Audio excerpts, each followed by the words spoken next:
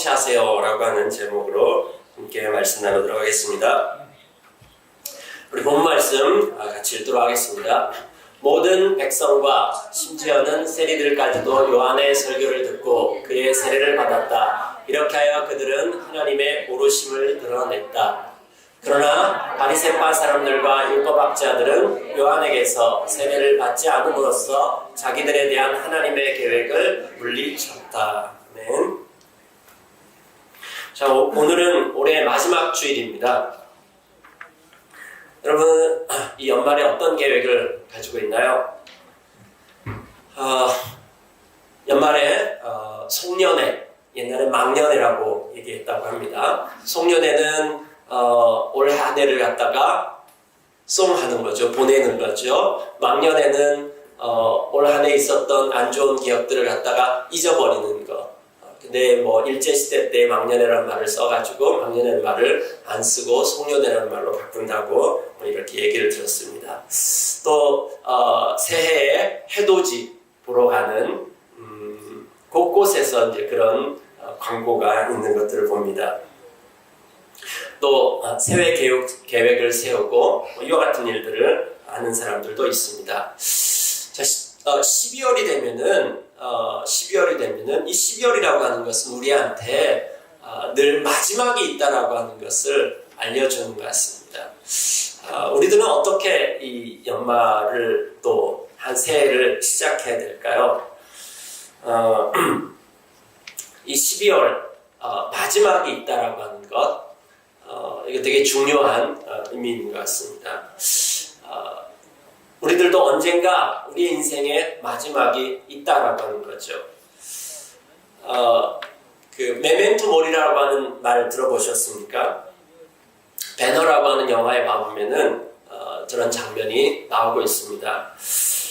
고대 로마에서 전쟁에서 승리한 장군이 개선식을 하죠. 그럼 개선식을 하는 가운데 뒤에 한 노예죠. 노예가 뒤에서 계속해서 외치는 거죠. 메멘토 모리, 메멘토 모리. 이 무슨 뜻이냐면은 오늘 너는 개선 장군이지만은 너도 언젠가는 죽는다. 그걸 기억해라. 그러니까 겸손하게 행동해라. 이걸 갖다가 저 영화에서 계속 뒤에서 외치는 것입니다.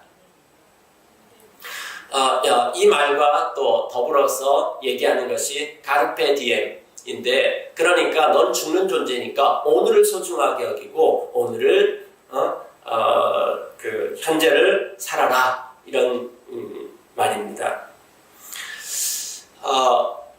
메멘토 모리, 넌 죽는 존재다. 이거를 옆에서 계속해서 기억나게 해줬다라고 하는 거죠. 이 12월이 우리 가운데 그것을 외쳐주고 있는 것이죠. 마지막이 있다. 마지막이 있다. 끝없이 흘러가는 것이 아니라 우리 언젠가 죽을 거고요. 이 역사도 언젠가 마지막이 있을 것입니다. 그때 우리 하나님 앞에 서야 됩니다. 근데 이 마지막을 모르고 살아가는 사람이 많은 것 같습니다. 자, 이것만 알아도 엄청난 유익이 있습니다. 여러분, 스티브 잡스 알죠? 이 스티브 잡스가 스탠포드 대학 졸업식에서 이렇게 얘기했습니다. 죽음은 삶이 만든 최고의 발명품이다. 이게 무슨 말이냐면요, 스티브 잡스가 17살 때 이런 문구를 봤다고 합니다. 하루하루를 인생의 마지막 날처럼 산다면은 언젠가 바른 길에 서 있을 것이다. 이런 문장을 하나 본 것입니다. 그리고 난 다음에 그 다음날부터 이 문구가 마음에 들었습니다. 그래서 매일 아침 거울을 보면서 자기 자신에게 질문했다고 합니다. 오늘이 내 생의 마지막이라고 한다면은, 오늘이 마지막 날이라고 한다면은 오늘 하려고 하는 그 일을 할 것인가? 이 질문을 매일 했다고 합니다. 이 질문을 통해 가지고 어떤 유익이 있었냐면은, 만약에 오늘 내가 마지막 날이고 오늘 죽는다면은 나는 오늘 중요하지 않은 일에 시간을 쓰지 않을 거라고 하는 것이죠. 그래서 이 사람은 오늘 마지막이니까 그 중요한 일에, 제일 중요한 일에 집중했다라고 합니다. 이것이 이 사람에게 영향을 미친 것입니다. 자기가 죽을 수 있는 존재, 그렇기 때문에 나는 오늘 시시한 것 하지 않겠다 라고 했던 것이죠. 여러분, 한 개인의 마지막만 있는 것이 아니라 또 역사의 마지막도 있습니다. 마틴 루터는 이렇게 얘기했습니다. 내 달력에는 오직 이틀만이 있다. 바로 오늘과 주님 다시 오시는 그날이다. 성경은 인간이 죽는 것으로 끝나지 않는다라고 이야기하고 있습니다. 죽음은 끝일까요? 아니요, 죽음은 끝이 아닙니다. 그 역사를요, 성경은 역사에 대해서 이미 스포일러를 하고 있습니다. 성경은 세상의 시작과 마지막에 대해서 다 얘기해주고 있습니다. 한번 봐볼까요? 그날 어떤 일이 일어난지 우리 다 같이 한번 읽어볼까요? 우리 미리 가보는 것입니다. 계시록 21장, 이게 천기누설인데, 네. 21장 한번 읽도록 하겠습니다. 나는 새 하늘과 새 땅을 보았습니다. 이전의 하늘과 이전의 땅이 사라지고 바다도 없어졌습니다. 나는 또 거룩한 도성 새 예루살렘이 남편을 위하여 단장한 신부와 같이 차리고 하나님께로부터 하늘에서 내려오는 것을 보았습니다. 그때 나는 보좌에서 큰 음성이 울려 나오는 것을 들었습니다. 보아라, 하나님의 집이 사람 가운데 있다. 하나님이 그들과 함께 계실 것이요 그들은 하나님의 백성이 될 것이다. 하나님이 친히 그들과 함께 계시고 그들의 눈에서 모든 눈물을 닦아 주실 것이니 다시는 죽음이 없고 슬픔도 울부짖음도 고통도 없을 것이다. 이전 것들이 다 사라져 버렸기 때문이다. 네. 이것이 바로 성경이 역사의 마지막이 어떨 것인가에 대해서 이야기해주고 있습니다. 그냥 이 세상이 망하고 끝난다든지 내지는 끊임없이 간다든지 이렇게 이야기하고 있지 않습니다. 성경은 그날이 새 창조의 날이 될 것이다 라고 이야기하고 있습니다. 하늘과 땅이 새롭게 회복되어진다. 여기에 있는 새로움이라고 하는 것은 전부 다 다른 종류의 새로움이 아니라 원래의 것이 회복된다 라고 하는 의미인 것입니다. 그러니까 하늘과 땅이 회복되어지고 그 다음에 사람들이 회복되어지고 사람들이 하나님의 형상을 완전히 회복되어져서 그래서 진짜 완성된 하나님의 나라가 시작된다. 종말이라고 하는 말은 목적지에 도달한다라고 하는 말인 것입니다. 하나님께서 창조하셨을 때에 그 계획하셨던 그 목적지에 도달해가지고 진짜로 제대로 작동되어지는 하나님의 나라가 시작하는 날이 이 역사의 마지막 날이라고 하는 것입니다. 자, 그러면은 우리가 이걸 알아야, 이 12월이 되면은 이 12월이 우리 가운데 외치는 그 음성을 들어야 되는 것이에요. 너의 인생의 마지막이 있고 이 역사의 마지막이 있고 그 다음에 이 역사의 마지막은 어떤지에 대해서 성경은 이야기해주고 있습니다. 여러분 이것을 보았습니까? 그리고 이 역사의 마지막에 있을 이 일들이 예수님께서 부활하셔서 이미 성취하셨습니다. 부활이라고 하는 것은 새롭게 회복되어진다라고 하는 것입니다. 이 새롭게 회복되어지는 것이 예수님에게서 시작되어지고 그 다음에 마지막에 우리들도 다 부활되어질 것입니다. 이걸 예행 연습하는 것이 뭡니까? 주일 예배입니다. 이 주일 예배가 부활절을 기념하는 것입니다. 1년에 한 번이 아니라 매주마다 주일 예배는 예수님이 부활하신 것을 우리 자꾸 잊어버리거든요. 응? 우리 옆에 뒤에서 누군가가 메멘토 모리 이걸 계속해서 알려주는 것처럼 이 주일 예배가 우리 뒤에서 얘기하는 것입니다. 너는 부활할 존재야. 이 역사의 마지막에 대해서 다시 봐. 우리 일주일 동안 이거 다 잊어버리고 또 와요. 네, 괜찮습니다. 네. 이 주일날 예배에 와서 여러분들은 부활하는 것입니다. 부활을 경험하는 것입니다. 이걸 예행 연습하는 것입니다. 매 주일마다 그렇게 하고 1년이 끝나면서 그래, 이 역사의 마지막이 있고 내 인생의 마지막이 있어. 그거를 기억하는 것.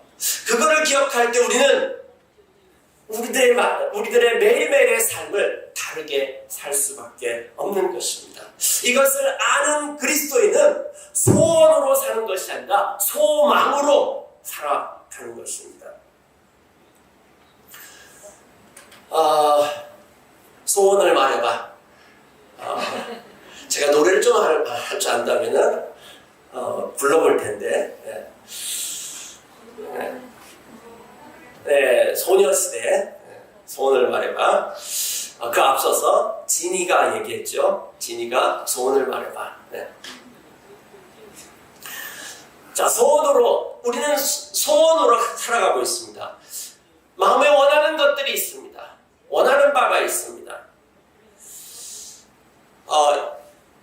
사람들은 뭘 원할까요? 공자는 대동사회에 대해서 이야기하고 있습니다. 네, 대동단결 이런 거 얘기 들어보셨죠? 네. 안 들어보셨어요? 네. 대동세상. 대동세상은 어떤 세상이 대동세상일까요? 이 대동세상은 예의와 정의가 지켜지는 세상. 거기 차별이 없고 일자리 걱정이 없고 평등한 교육과 복지가 시행되는 세상의 대동세상입니다. 그러니까 이것이 조금 안 되는 못 미치는 세상을 소강세상, 샤캉셔퍼이라고 얘기합니다. 소강사회. 소강사회는 뭐냐면은 대동사회는 뭐냐면은 우리 부모만 잘하는 거, 우리 자식한테만 잘하는 거, 그 다음에 돈 벌어가지고 나만 잘 사는 것, 요게 샤오캉, 소강사회입니다. 작은 평안한 세상입니다. 근데 대동세상은 뭐냐면 우리 부모 남의 부모 알 거 없이 다 부모처럼 여기고 그 다음에 저 집 애가 네 집 애야 하는 것이 아니라 모든 아이들을 자기 자식처럼 대하는 세상. 그 세상이 대동세상이라고 이야기합니다. 이것을 공자는 원했습니다. 네, 중세시대에 토머스 모어라고 하는 사람이 쓴 유토피아라고 하는 책이 있습니다. 이 유토피아라고 하는 말을 그냥 그대로 하면 좋은 땅인데 이걸 굳이 헬라어로 썼습니다. 헬라어로 하면 좋은 세상, 좋은 땅이 아니라 좋은 땅이에요. 유토피아, 좋은이거든요. 토피아 땅이거든요. 근데 이 헬라어로 봐보면은 그 고대 헬라어 봐보면은 여기 뭐냐면은 없는 땅이라고 하는 말입니다. 좋은 땅인데 이상사회인데 지금 이 세상에는 없다라고 하는 것입니다. 자, 저 토마스 모어가 그리는 유토피아는 어떤 섬 이름입니다. 어떤 섬 이름인데요. 그 세상은 어떤 세상이냐면은 유토피아의 경제는 공산주의입니다. 모든 주민이 돌아가면서 2년씩만 농사를 하면 됩니다. 하루에 6시간씩 노동하고요. 나머지 시간은 자유의 시간입니다. 식량과 물품은 시장에서 자기가 가져가고 싶은 만큼 가지고 가면 됩니다. 화폐가 필요 없습니다. 정치는 민주주의 체제인 것입니다. 그러면서 종교와 교육과 자유를 보장하는 그런 이상적인 나라. 이 중세시대 때 하루에 6시간 일하는 거 이건 꿈 같은 얘기입니다. 절대로 이런 세상은 없어 라고 그린 것입니다. 그럼 우리나라는요? 일제시대 때 우리의 소원은 무엇이었을까요? 독립이었습니다. 신문이 지은 그날이 오면이라고 하는 시에 보면은 그날이 오면은 삼각산이 일어나서 막 춤춘대요. 그 다음에 한강물이 막 용서섬 쳐 오를 것이래요. 그리고 그런 날이 온다라면은 내 머리로 이 종로에 종을 갖다가 쳐가지고 내 머리가 부서져서 죽더라도 나는 기쁠 것이다라고 그렇게 얘기했습니다. 그 다음에요. 우리나라가 해방되고 난 다음에 우리의 소원은 통일이었습니다. 해방되고 난 다음에 바로 독립될 것이라고 생각했는데 3년 동안 미국의 통치를 받았거든요. 그때에 남한과 북한이 계속 분열해 있었습니다. 그래서 그때 나온 노래가 우리의 소원은 통일. 이 노래가 그때 나왔다라고 얘기합니다. 처음에는 우리의 소원은 독립이었습니다. 왜냐하면 해방되고 난 다음에도 다른 나라의 통치를 받고 있으니까 우리의 소원은 독립 이런 노래였는데, 근데 이제 1948년에 우리 정부가 세워지고 난 다음에 바꿨다고 합니다. 우리의 소원은 통일이라고 바꿨다고 합니다. 1970년대 80년대에 우리의 소원은 민주화였습니다. 자유와 민주화였습니다. 그날이 오면이라고 하는 노래가 또 불립니다. 여기 신문이 말하는 그날이 오면이 아니라 이것은 노래를 찾는 사람들이 부른 이 그날이 오면입니다. 한밤의 꿈은 아니리 오랜 고통 다한 후에 내 형제의 빛나는 두 눈에 뜨거운 눈물들 한 줄기 강물로 흘러 고된 땀방울 함께 흘러 드넓은 평화의 바다와 바다의 정의의 물결 넘치는 꿈, 그날이 오기를, 그렇게 노래했습니다. 2025년도에 우리나라 사람들의 소원은 무엇일까요? 이걸 조사했더라고요. 봐보니까 2025년 새해 소원 설문조사에 봐보니까 1위가 나온 것은 뭐냐면은 경제적인 여유입니다. 47%의 사람들이 이것을 소원한다라고 이야기했습니다. 그 다음에 나오는 것들이 가족들의 건강, 그 다음에 세계 평화, 한반도의 평화, 그 다음에 취업되는 이런 순으로 나와 있습니다. 예수님 시대의 사람들을 봐볼까요? 예수님께서 갈릴리에서 사역을 시작하셨습니다. 예수님께서 가르치시고 병 고치시고 귀신을 쫓으시고 기적을 행하셨습니다. 여러분 한번 생각해 보세요. 여러분 눈앞에서 예수님이 직접 그 일들을 지금 행하고 계시는 것입니다. 이쯤 되면 사람들의 반응이 어때야지 되겠습니까? 열광적이어야 되지 않겠습니까? 네. 사람들의 반응이 열광적이어야 되는데 사람들의 반응이 그렇게 열광적이지 않습니다. 왜 그럴까요? 여기 7장 30절에 보니까 바리새파 사람들과 율법학자들은 요한에게서 세례를 받지 않음으로써 자기들에 대한 하나님의 계획을 물리쳤대요. 하나님의 계획을 거절하고 물리쳤다라고 이야기하고 있습니다. 예수님 계속 얘기합니다. 그러니 이 세대 사람을 뭐라고 좀 얘기할까? 지금 이 시대 사람들, 예수님과 함께 있었던 그 시대의 사람들을 뭐라고 얘기할까? 하면서 한 가지의 비유를 듭니다. 거기 시골 장터에서 아이들이 놀고 있는데 피리를 불어도 춤추지 않고 애곡하여도 그 다음에 울지 않았다. 결혼식 놀이도 할 수 있겠고요, 장례식 놀이도 할 수 있는데 반응하지 않는 그 모습을 보고 얘기하는 것입니다. 세례 요한이 와서 얘기하는데도 반응하지 않고 예수님이 사역하는데도 반응하지 않는 모습들. 자, 그러면은 이 사람들이 왜 반응하지 않았을까요? 이 누가복음 7장에 보면은 여러 가지 사람들이 나오고 있습니다. 그 중에 첫 번째가 누구냐면은 세례 요한입니다. 세례 요한은 예수님에게 세례를 줬던 그런 사람입니다. 근데 지금 세례 요한이 헤롯 왕의 잘못을 지적했다가 감옥 속에 갇혀 있습니다. 그러면서 의문이 들기를 시작했어요. 어떤 의문이 들기 시작했냐면은 저분이 진짜 메시아 맞아? 정말 메시아라고 한다면은 자기 속에 생각했던 그 생각이 무엇일까요? 정말 메시아라고 한다면은 메시아는 와서 세상을 심판해야 되는 것입니다. 벌써 헤롯, 그 다음에 로마 이 다 멸망했어야 되는 것입니다. 그리고 감옥 속에 있는 자기를 구출해내야 되는데 그러지 않고 있으니까 정말인가? 저분이 진짜 메시아 맞는가? 이런 생각이 들었던 것입니다. 그래서 사람을 보내서 한번 물어봐라. 오실 분이 당신이 진짜 메시아 맞습니까? 이렇게 물어보라고 얘기했던 것입니다. 그 다음에요, 예수님의 고향 사람들, 나사렛, 예수님의 고향이 나사렛이거든요. 이 나사렛 사람들이 예수님에 대해서 별로 반가워하지 않았습니다. 왜 그랬을까요? 어렸을 때부터 자라온 것들을 다 보았기 때문인 것입니다. 메시아면은 자기들의 생각이 있는데 그것하고 굉장히 멀게 느껴졌던 것이죠. 예수님께서 그리고 갈릴리에 사역할 때 나사렛에서 이사를 가셨어요. 어디로 이사 갔냐면 가버나움이라고 하는 곳으로 이사를 갔습니다. 가버나움이 아주 조그마한 어촌 동네였는데 거기에서 하나님 나라 운동을 그 사역을 시작하셨습니다. 자, 그럼 그 동네 사람들은 기적이 일어나는 것들과 이와 같은 것들을 굉장히 많이 봤을 것입니다. 그렇죠? 네, 그 주변에 있는 동네들 고라신, 베세다 이 주변 동네 사람들도 제일 많이 그것을 경험했습니다. 그런데 이 사람들도 반응하지 않아요. 회개하지 않아요. 그 다음에 또 바리새인들에 대해서 이야기하고 있습니다.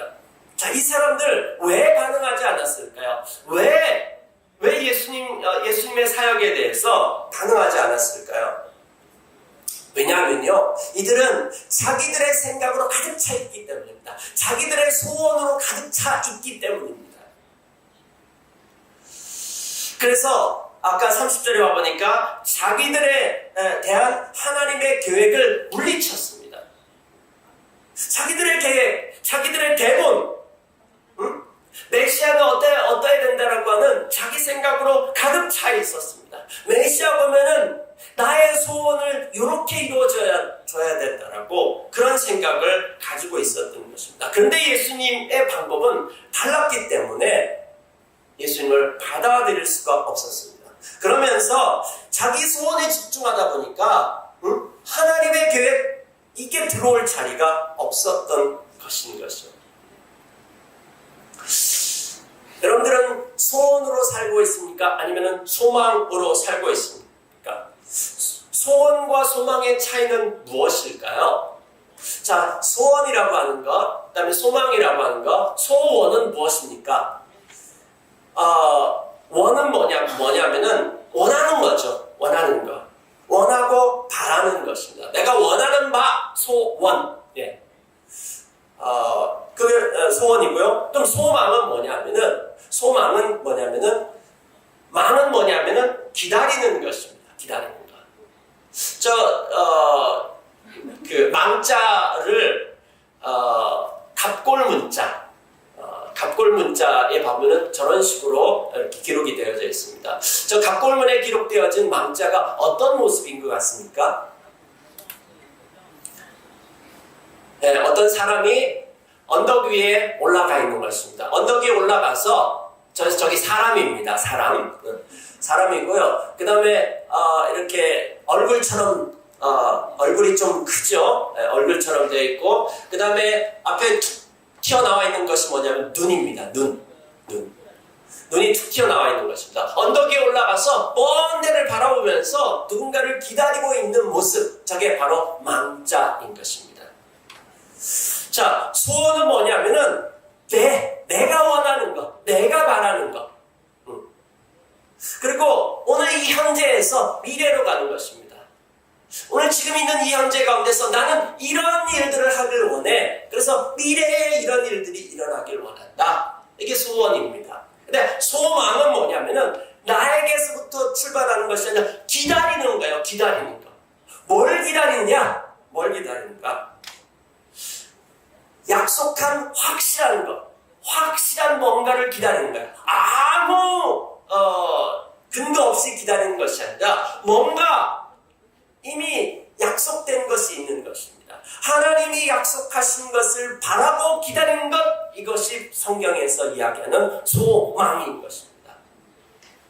이거는 미래에서부터 오늘 나에게 현재로 오는 것입니다. 하나님께서 이렇게 하시겠다라고 약속하신 것, 그거를 바라보기 때문에 오늘 나는 그것을 기다리는 삶을 살아가는 것이죠. 이것이 바로 소원과 소망의 차이인 것입니다. 아까 앞에 얘기했던 것들은 전부 다 지금 여기에서 내가 원하는 것, 그리고 이것이 없을 수는 없지만 이거에만 집중하다 보면은 이것이 전부라고 한다면은 우리는 이것을 성취할 수 없습니다. 그리스도인들은 소원으로 살아가는 자들이 아닌 것입니다. 우리는 소망으로 살아가는 자들인 것입니다. 하나님이 약속하신 것이 있어요. 그것을 기다리는 것입니다. 그래서 이 세상이 마지막에 어떻게 될 것인가에 대해서 이미 우리 가운데 말씀해 주셨죠. 자, 그 소망의 근거가 뭐냐? 근거가 뭐냐? 계시록 1장 8절, 21장 6절, 22장 13절에 반복해서 이 이야기를 해주고 있습니다. 하나님이 어떤 분이신지 이야기해주고 있습니다. 우리 다 같이 한번 읽어볼까요? 시작! 지금도 계시고 전에도 계시고 앞으로 오실 전능하신 주 하나님께서 나는 알파요 오메가다 하고 말씀하십니다.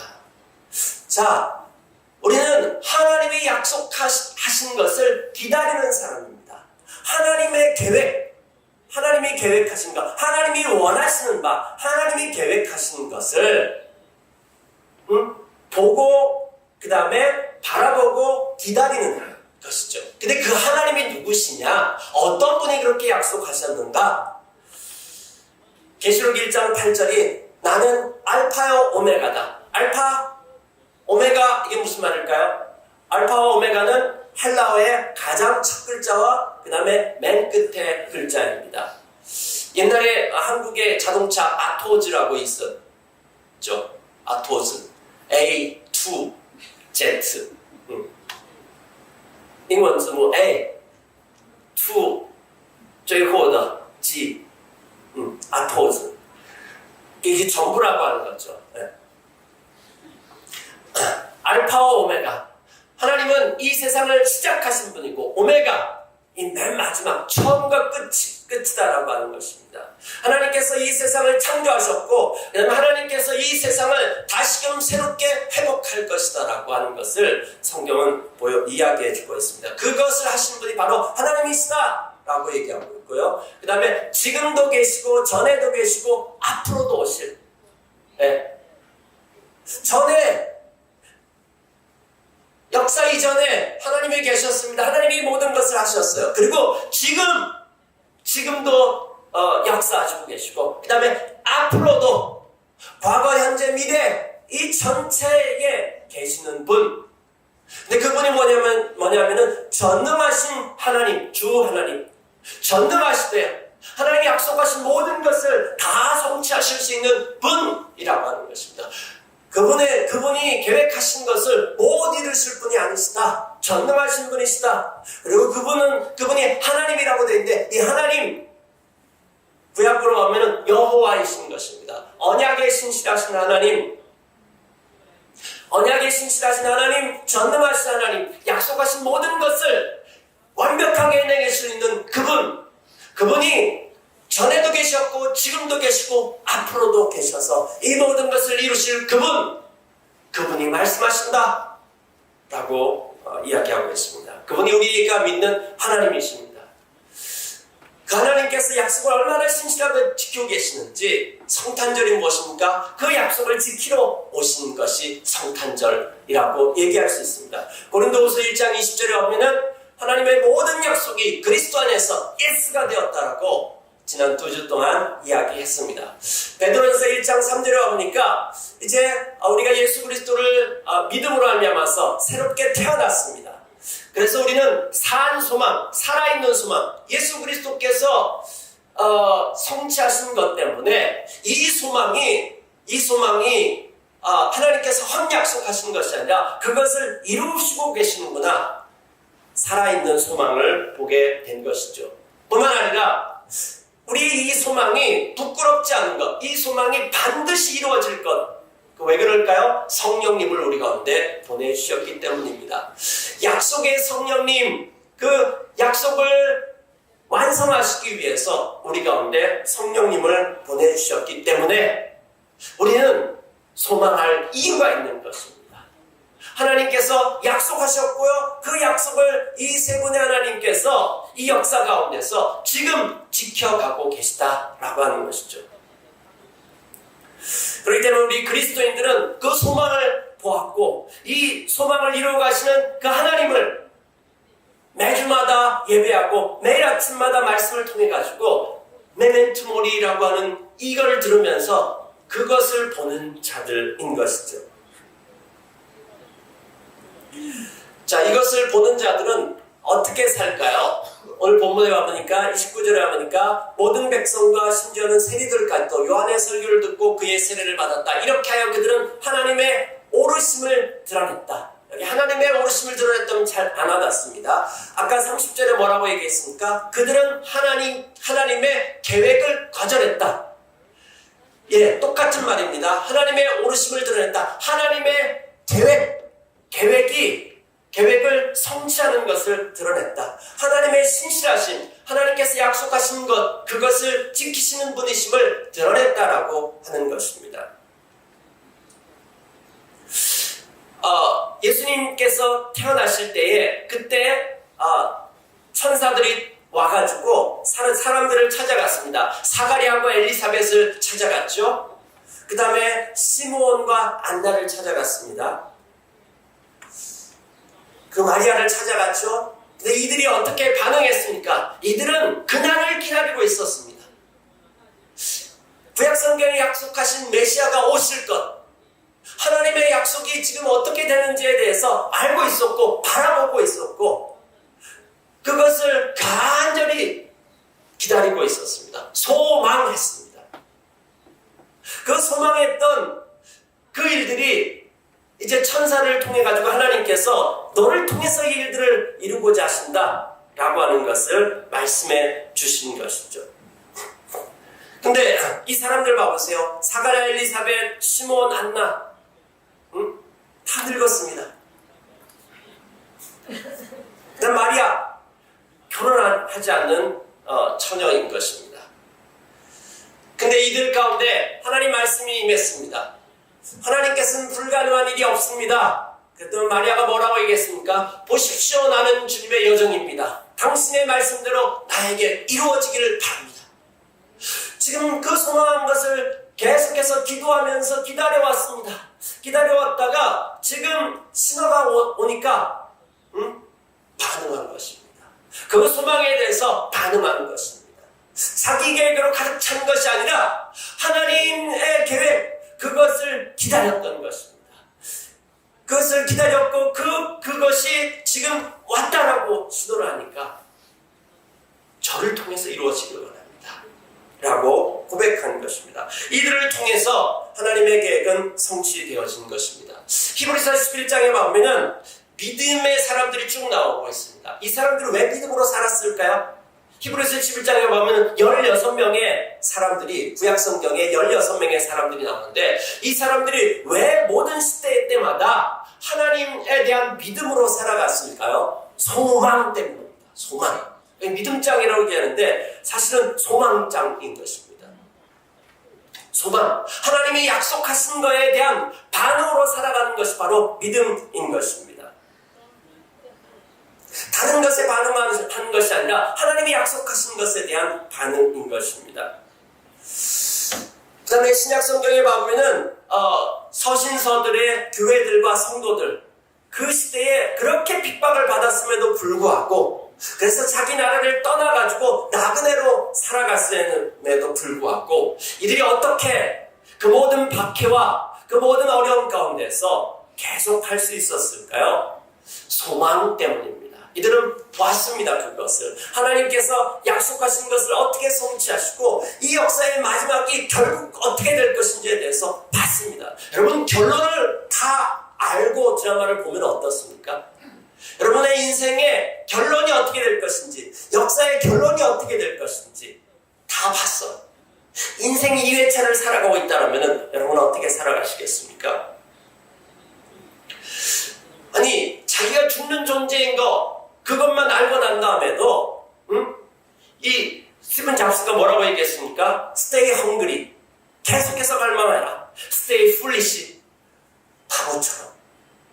바보처럼 살아가는 것, 그것을 계속해서 갈망해서 계속해서 갱신하라고 이런 삶을 살아간다면 우리는 이 역사의 마지막이 어떻게 될 것인지에 대해서 다 안다라면 그러면은 여러분 어떻게 살아가시겠습니까? 우리는 소원으로 살아가는 자들이 아니라 소망으로 살아가는 자들인 것입니다. 소원 성취가 아니라 소망 성취를 하면서 살아가는 자들인 것입니다. 소원으로 살아가는 사람들은 위시리스트를 쓰죠. 뭘 원하는지. 카카오톡에 위시리스트 있더라고요. 올려놔봐도 별로 반응이 없더라고요. 네? 소원으로 살아가는 사람들은 열심히 위시리스트를 쓰지만 소망으로 살아가는 사람들은 어떤 리스트를 쓸까요? 순종 리스트를 쓰는 것입니다. 소원으로 살아가는 사람들은 자기 계획에 하나님을 자꾸 맞춰요. 그래서 자기 계획을 하나님이 성취 안 해주면 하나님도 갈아치워버려요. 근데 소망으로 살아가는 사람들은 하나님의 계획에 대해서 내가 저 여기 있습니다 라고 동참하는 것입니다. 소원으로 살아가는 사람들은 상황에 따라 기복이 심해요. 소원이 성취되면 막 기뻐요. 근데 소원이 성취되지 않으면요 낙심하고 막 지하 10층으로 막 내려가잖아요. 이 상황에 따라서 자기가 원하는 것이 성취됐냐 그렇지 않느냐에 따라서 기복이 굉장히 심합니다. 그러나 소망으로 살아가는 사람들은 동일하게 그런 일들이 있을 수 있지만은 이 모든 상황을 돌파해낸 힘이 있습니다. 어떤 상황에서도 걱정도 할 수 있고 그 다음에 머뭇거리기도 하고 연약하기도 하지만은 어떤 상황에서도 낭망하거나 포기하지 않습니다. 다시 일어섭니다. 그리고 계속 가는 것입니다. 왜요? 결론 이미 나 있다니까요. 이 세상이 더 강력하게 하다 할지라도 오늘 아침에 보니까 AI가 이런 식으로 발전해 나간다면은 20년 안에 AI에 의해서 인간이 지배당하고 인류는 멸망할 것이라고 얘기하더라고요. 이거 누가 얘기했냐면요.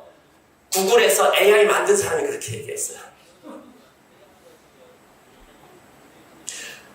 네, 세상은 이런 저런 얘기들 많이 얘기해나가고 있습니다. 불안합니다.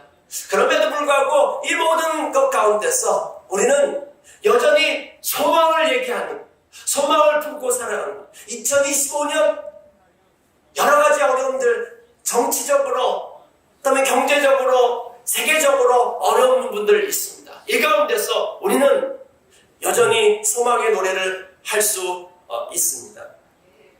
소원으로 살아가는 사람들은 자신의 노력이나 운으로 성취하지만은 소망으로 살아가는 사람들은 하나님의 능력으로 성취하는 것입니다.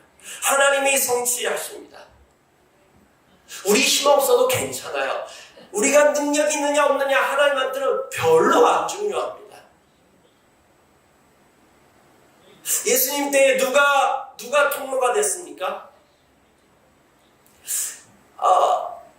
예수님 때에 그렇게 똑똑하다라고 하는 사람들, 그 사람들 전부 다 하나님의 계획에 대해서 자기의 것으로 가득 차 있습니다.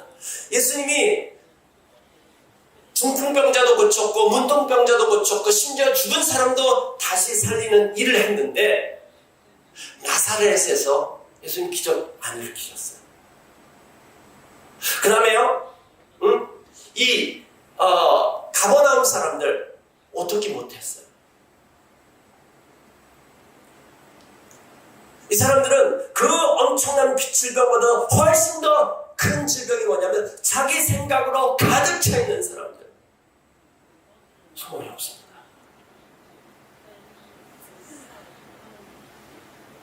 자, 우리의 모든 소원, 인류의 모든 소원은 사실은 소망으로 성취되어집니다.